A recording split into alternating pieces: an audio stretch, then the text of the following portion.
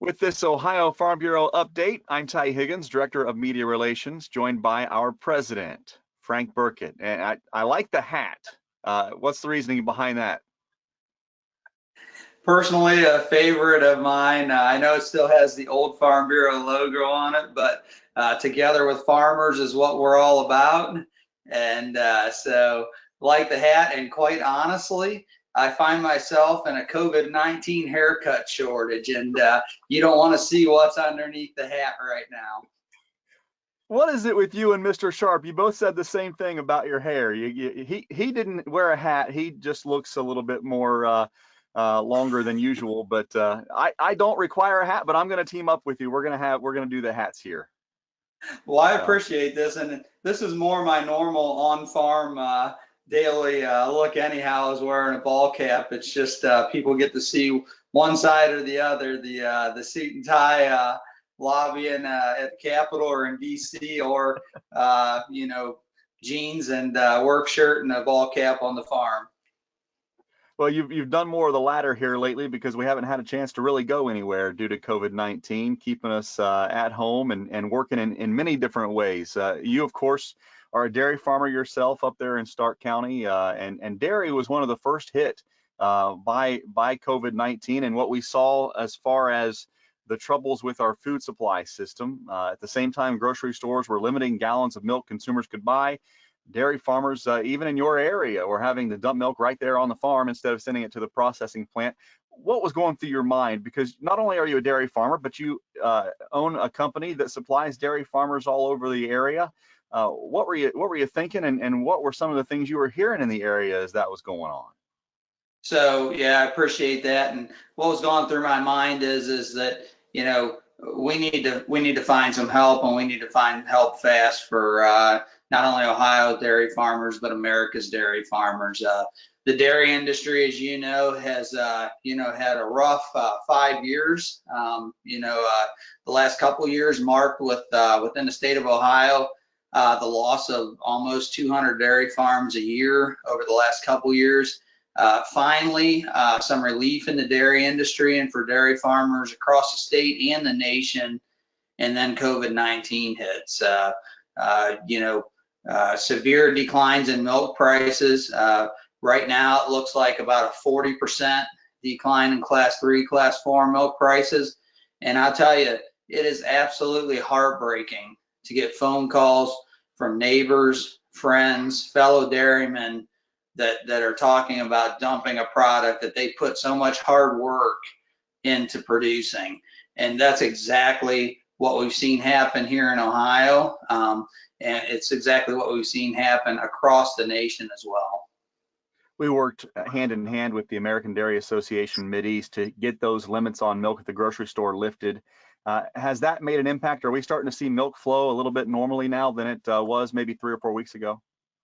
Within the state of Ohio, to my knowledge here recently, and we have people that are monitoring that. We haven't had the situations of needing to dump milk product because of market disruptions. So I think all of those things have helped. The removal of limits in the retail, the adjustment, taking, when you talk about nearly half of the food dollar going through food service and restaurants, and you take a transition where you're pushing a large portion of that through retail at grocery stores, our infrastructure, our distribution, our logistics, it just took a while to get that in place and get that product to where consumers could buy it.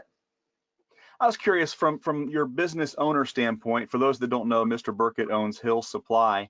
Uh, we've heard a lot of businesses have had to pivot and just do things completely different from what their model has been created to do over the past few years. How have you had to change things there in the business part of what you do? Yeah, certainly it's impacted us in every place of our lives, as you well and those watching this video know well. And at Hill Supply, my business partner, Mick Hybe, and myself, we've had to make adjustments with the team there. Those adjustments have included, customers, instead of coming into the store, pulling up to the store, us bringing products out to them that they order, parts or products that they might order, involves isolating our service team from our parts team and from our administrative support team, following the governor's orders and requirements of essential business operation and what that looks like. So it's changed everything about the business structure. And certainly as we look at the decline in milk prices, you know, we care about our customers, and our customers are dairy farmers. And, you know, we're very concerned about, you know, helping dairy farmers make sure that the limited dollars that they're going to have with these declines in milk prices, that they're spending them in places that they're going to get the best return. We heard from dairy farmers, row crop farmers, livestock producers, everybody in the agribusiness space. When we put out a survey about how it's impacting every aspect of agriculture, that COVID-19 impact survey produced by Ohio Farm Bureau, over 1,000, over 1,100 really respondents across the state, giving us an idea of some of the pain points in Ohio and along the food supply system. As you looked at results of that, what really stood out to you as far as what our members were telling us? Well, first, that our members are communicating. You know, it just shows the power of a grassroots organization. And we have a policy development process, but we also have a process through surveys where we can get member input on an ongoing basis. And the fact that 1,100 members took the time to fill out that survey and complete it is huge. And I want to say thank you to each one that did complete that survey, because it allows us to know what's going on beyond what we're hearing just across the countryside, and to allow us to lobby on behalf of those things. So 1,100 participants in that survey, incredible. And then when you break that survey down, over half of the respondents said that they experienced a market disruption of some sort. You know, for some, it was a severe disruption, dumping milk. You know, for others, it may have been, you know, marketing. They may have went to markets that were in malls, farmers markets, so forth, that were no longer open, that they had to transition to an internet type of sales platform. All kinds of avenues out there. On top of that, we also learned that 1/3 of the respondents are having or are anticipating having cash flow problems. Not a big surprise when you look at what's going on in the marketplace and where we're at. And unfortunately, you know, as you look at what's going on, I think there's a tail to all this, very strong tail. And so some of those problems and that pain's not going to be felt for quite some time.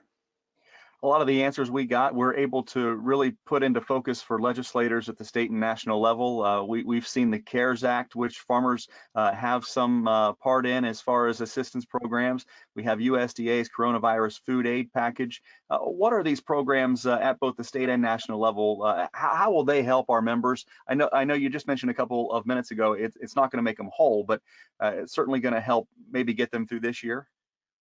Yeah, and that's what we're talking about here. We're talking about, you know, the government's role in helping, and, you know, we're talking about food security for our nation, which is a national security issue. And so when you talk about those dollars and taxpayer dollars being used in that way, it's important to recognize that this is a national security issue, and the importance, the critical, I mean, deemed as Homeland Security is a critical piece of infrastructure in our nation. And as we all know, when we want to eat 3 or more meals a day, we understand the nature that it is critical.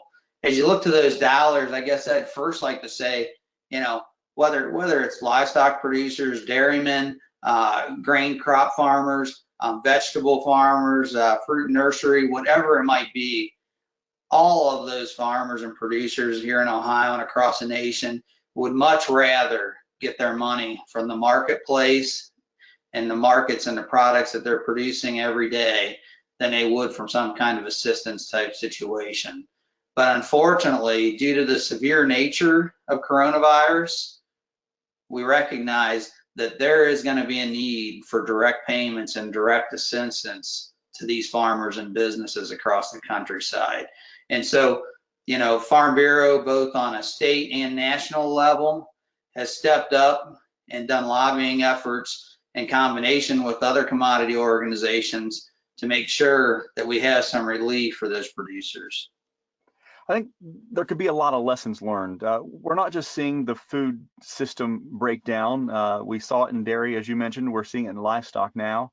But I think a lot of different aspects of America are seeing strains that when you have something like COVID-19 you didn't see coming, you're going to learn some lessons from. As far as the food system and from a farmer standpoint, what are some of those lessons that we might be able to take away once we get through this crisis? So I think there's a lot of lessons, and I think we're going to continue to learn those lessons. As we look to our processing capacity, what that capacity is, how that capacity is distributed across our country. As you know, right now, when it comes to processing capacity and meat, we have some severe challenges, beef and pork related industries. And as they take measures to prevent the spread of COVID-19 in their plants, if they get their plants operational again, which some have ceased operations, temporarily, the likelihood is that those plants are probably going to run at about 75% max capacity of what they were doing before, to make sure that they're able to protect the workers in those plants at the same time that those workers are providing, meat for the meat showcases across this country. So when you think about that, you have another 25% of capacity that was there that's not there now. And so that capacity has to be dealt with. And as you know, whether it's in pork or whether it's in beef, that capacity is already in the pipeline. It's 12 months out, it's 18 months out, and it's in the pipeline already. So we have some severe challenges there as we look to the future as well. From a processing standpoint, how do you take realistically nearly 50% of your products and change your processing in them in such a short window of time? And I think people have done an amazing job at identifying those ways. This morning, I heard a story of a dairy farm in another state that was actually in a situation where they're dumping milk, and there's lines of vehicles to the farm as they've transitioned to bottling their own dairy products. Things like that, I think, are going to have long-term implications on our infrastructure. So I think as you look at the COVID-19 and the impact nationally on American agriculture, my biggest concern is that we'll be in a situation that will further consolidate the agricultural industry. And so I think as we look to the future, I certainly worry about what that consolidation means to our members, what it means to consumers, and how we address that in future ways. It's a real attribute to our industry that, yes, we are seeing these strains in the food supply system, but there's still products on the shelf for consumers to buy. And I have said numerous times over the last 6 weeks to media folks that call me up that if our milk and bread and meat cases looked like our toilet paper aisle still does, this would have been an entirely different situation, much more catastrophic and more serious all around for our society. I think there's opportunity here, Frank, that consumers are starting to realize that food doesn't just show up at the grocery store. I was at the meat counter as this all started, the very first day when everybody went to the store and we were depleted of everything. The lady went to the butcher and said, "Well, you don't have any ground beef here. Can you just go to the back and get some?" Well, that's not the way it works, ma'am, unfortunately. And I think there might be opportunities for conversations with consumers that you and I and many other Farm Bureau members across the state have been trying to have for many, many years. I think that we're starting to open some eyes and in turn open some ears about agriculture and food production. Absolutely. I'm hopeful for those conversations. As you know, we take every opportunity we can to engage in those conversations, whether it's through Farm Bureau or whether it's through our commodity organizations and the exceptional work that they do promoting product, not only domestically here, but also trade as well. But, definitely a new dialogue as consumers have the opportunity to understand, what is happening in the marketplace. Part of my concern is that we want consumers to understand that, what exactly is happening and not get misled in the process. And one of the things that I refer to that would be an example of that is, as we see some areas in marketplaces where euthanasia is taking place, making sure that consumers know that that's not the farmer's choice of what they want to do. The farmer wants to send those animals to market and wants to deliver them to the consumer for them to provide healthy nutrients to their families. But when we have processing limitations and infrastructure limitations that can't be addressed, and we have demand that's eroded, unfortunately, there's a set of circumstances that we didn't create and we can't prevent. And so we want the consumers to know that American farmers are patriots. I mean, they are committed to our nation, and they will do what they need to do to feed this nation regardless of profitability. And we've seen that time and time again as we've seen industries operate in situations where there is no profitability involved, but they are doing it out of pure passion and love for their country, for their neighbors, and for fellow citizens. And they will continue to do that day in and day out. But as citizens of this country and as Americans, we need to make sure that we're there and that we're committed to supporting those farmers and ranchers as they do that. And unfortunately, right now, some of that support is going to come through taxpayer money, trying to keep those businesses afloat until we get through this crisis. Before I let you go, what would you like Farm Bureau members to know as they continue to navigate these challenging times? I would like Farm Bureau members to know that Farm Bureau has their back. You know, the entire board, leadership, county presidents, county boards, staff of Farm Bureau, our executive vice president, Adam Sharp, our officer team. We love our members. We're committed to our members, and we are committed to together with farmers. And we really are. And I would also say that an opportunity that's there today, more now than ever, is to get involved and get engaged. I know there's social distancing. I know we're starting to reopen things across the state and across the nation, but I hope that members can recognize the power of this organization rests in their hands. They have the ability to exercise the power of their Farm Bureau. And if they take that opportunity, they can do great things. They can do great things for agriculture, and they can do great things for our nation time and time again.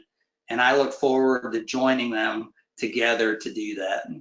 If you're not a member of Farm Bureau, it's easy to join, ofbf.org, and just search membership and get signed up and join us as we represent Ohio's #1 and greatest industry, agriculture. Frank Burkett, president of Ohio Farm Bureau. I'm Ty Higgins. Thanks for watching. We'll see you down the road.